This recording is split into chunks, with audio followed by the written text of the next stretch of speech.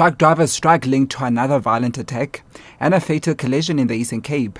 I'm Lebo Changela with this news update. The ongoing truck driver strike has been linked to yet another violent attack. The Western Cape Health Department says a driver is in hospital after his vehicle was doused with petrol and set alight on the Cape Flats.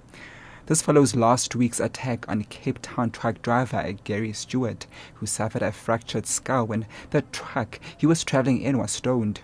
He died on Monday after his life support was switched off. Provincial spokesperson Helene Rousseau says the latest victim is in a stable condition. We have confirmation of a truck driver that was taken up at Protea hospital. He was treated for burn wounds and smoke inhalation. He was in stable condition last night and transferred to a private hospital. Meanwhile, Cape Town police say another truck was also targeted by alleged striking workers in Woodstock near the CBD. Police spokesperson FC van Wyk. Protesters threw stones at the truck. The driver and his assistant jumped out of the truck. On returning to the truck was set alight by these protesters. The driver just sustained minor injuries to his hand. In the Woodstock incident, 2 suspects were arrested. They will be charged for public violence and they will appear in court soon. The Road Freight Employees Association has confirmed that truck drivers from 2 smaller unions will be returning to work today. Spokesperson Margaretha Brown-Engelbrecht says about 5,500 drivers belonging to DAWUSA and PTW are expected back at their posts. The MTW, representing close to 10,000 truck drivers, has denied reports that it suspended its strike. The major union leading the strike, SATAW, is continuing with the industrial action.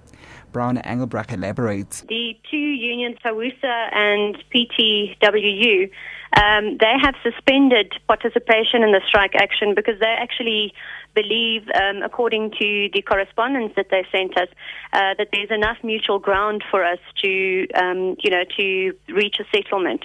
So they just don't feel that participation in the strike is worthwhile anymore as far as their members are concerned.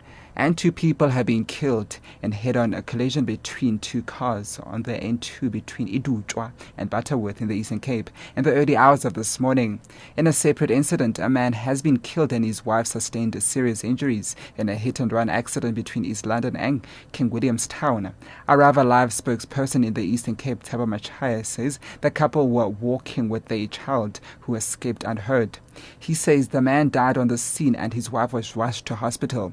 Police are investigating and have urged the driver of the vehicle to hand himself in to the nearest police station as soon as possible.